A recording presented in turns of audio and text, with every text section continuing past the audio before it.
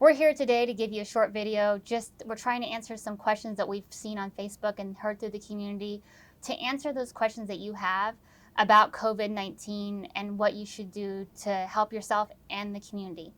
Today, we're going to discuss mainly symptoms and what you should do to manage those symptoms and how to identify when you should be coming in to see your doctor. So, Dr. McElmoyle, can you tell us, what are the symptoms if I think I might have COVID that I may be seeing? Well, it's a big gamut of symptoms, from your typical runny nose, sore throat, cough, all the way up to severe shortness of breath, and can cause death.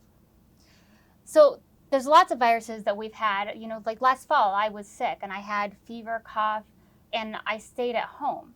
So now people seem really confused of when should I get medical treatment and when shouldn't I? So when should I be coming to the hospital? You should come to the hospital essentially if you have severe shortness of breath. You can handle a fever and the upper respiratory tract infection at home by yourself and isolate yourself so that other people don't get it.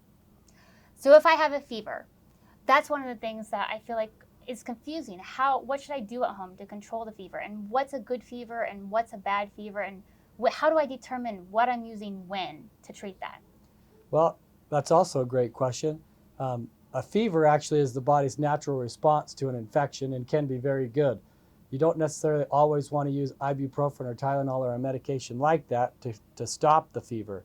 But sometimes it can get really high and you start to feel real bad, and a little small dose of Tylenol or ibuprofen can actually help bring that down just a little bit to help you feel better, but you also maintain a higher temperature to help stop the coronavirus from causing damage or spreading more inside your body. So what I hear you saying is if I have a fever at home and it's 101, but I feel pretty good, then maybe I don't need to treat at that point. But if I start feeling miserable or if it gets higher, like 103, then I should be taking that Tylenol? Exactly. Okay. So that seems like something I could be able to manage at home on my own. Mm-hmm. But if I'm breathing and what's fast? What's a respiratory rate that I should be worried about as an adult? If you're getting up to 30 or you just feel like you're getting too tired to breathe, you need to come to the emergency department.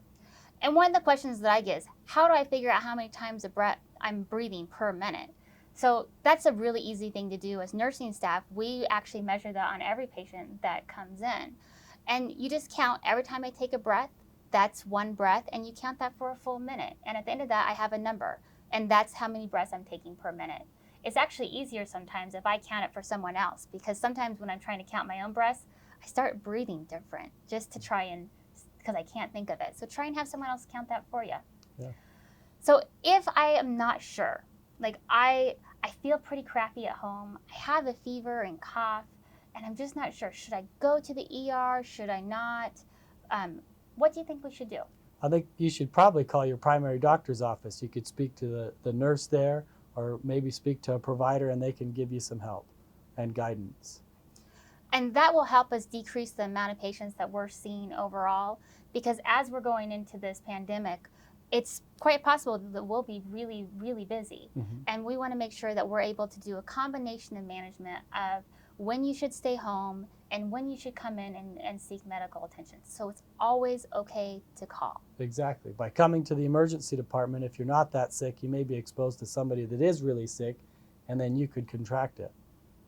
So these measures are not just for you, but they're for all of our community to make sure that we're able to keep all of us safe during this. And we appreciate everything everyone's sacrificing right now to try and help out the healthcare community. Mm-hmm.